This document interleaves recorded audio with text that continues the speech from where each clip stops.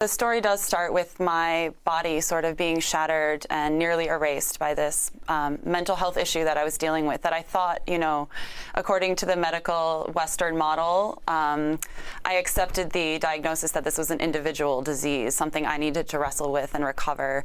But as I sort of traced in the book, even beginning in the hospital, I began to recover memories of my Palestinian grandmother that led to a deeper curiosity about my family's history in Gaza and Palestine, the greater Nakba. And as a daughter of the diaspora, I hadn't tied my own story so viscerally to the story of my people. Of course, I knew it, but sort of the understanding that many people in the diaspora have is we've crossed this threshold, this border, right? Whether it's a temporal border or a geographical border of we're the safe ones. We made it out, and we pray for Gaza, we maybe organize for Gaza, but somehow we're a little bit more protected here in the United States. But what this book really examines is both the incredible inspiration that I directly draw from my grandmother, who was an illiterate, disabled, small woman who survived the Nakba, the 1967 war, was displaced from Gaza.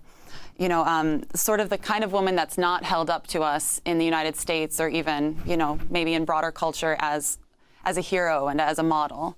I was following the model of the American dream, the meritocracy. I was believed that if I could advance myself, I could make my Baba proud, I could make my grandmother proud, but I didn't need to tie my own story so directly to her. But what I realized was that her suffering and her loss, but also her resilience, carried some of the keys that I needed to recover from my individual malady and sort of reorient my life with Gaza and Palestine at its center, rather than falling for, I guess, the line of the American dream, which ends up being hollow and betraying most all of us, as your guests today, sort of laid out in some very real, present ways. This is the conscious hour. Imagine being her. The American dream, life, liberty, and the pursuit of happiness. Come to America, where freedom exists. Think about what she's been through. And ask yourself, you're a Christian. Thou shalt not kill. What's going on, folks? Dive deep into your heart and soul. When you go to your church or your synagogue or whatever, think deeply of what the world is experiencing, and do not buy the story. This is about Hamas. This is about the Zionist agenda, and now they're trying to take control of America. They have control. They have control of our purse strings. Think about it. The hollowness of the American dream, and it's also the hollowness of this this idea of halfness, this idea of being half American, half Palestinian. By the end of the book, I'm sort of rejecting that. I'm sort of coming to understand that Palestinianness is a whole identity, and it speaks to every part of my life, whether I'm in the diaspora or outside of it. So yeah, it kind of unfolds the further the book goes along. So I have a indigenous hat on, the indigenous people of North America. Aztecas, Mexicans, Indians.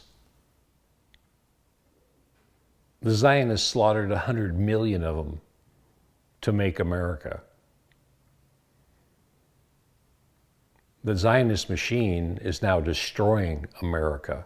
It's destroying our democracy. It's robbing us of our resources, human resources, financial resources. Hundreds of trillions of dollars since Vietnam has been spent on wars. And now we know why. Because our nation isn't a great nation. Our nation isn't living in the dream of America, the land of the free and the home of the brave. We don't have freedom. We're enslaved. We're living in poverty. We can change this, but we have to speak out. And we have to tell our congressional representatives, hey, that's okay, you've been taking money from Israel for a long time. You need to cut the purse strings off. You need to rein back and look at your constituents that voted for you, because you are not serving them. You're serving your pocketbook, and you're serving to be protected because they can extort you for what they have on you. We all have dirty secrets, and they'll play them out and get rid of you. But ask yourself a question.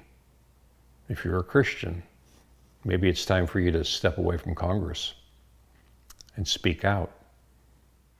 Be brave. Forget about your financial fortunes.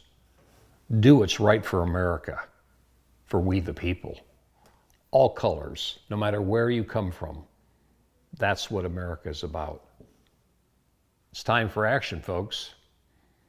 Sitting back, not having an opinion, you'll regret it. Speak out. It's the conscious hour. It's our conscious hour to come together and stop this insanity. Spread the word. This is the conscious hour. You write about the Arabic word zikr for memory. Can you talk about how memory in Arabic is a living thing? I love that question. Yeah, the fourth chapter is named after this Arabic word dhikr, which means both to remember and to invoke. So the book begins with memory. It begins with recovering from the archive and the family archive, all that was sort of lost or left behind as my family moved from their ancestral home, which was destroyed and ethnically cleansed in 1948, into Gaza, and then after the 67 war, out of Gaza into Syria, Jordan, and eventually Saudi Arabia.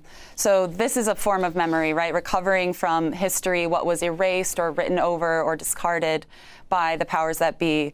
But dhikr also means to invoke. So it was sort of an answering of a calling back to Palestine, realizing that Palestine really invokes the value system that I want to adopt as a Palestinian, but also anyone who seeks to defy empire and search for a different future for all of us. I think we're seeing every day how pressing and urgent the need for a different future is. So it's an invocation as well as a remembering.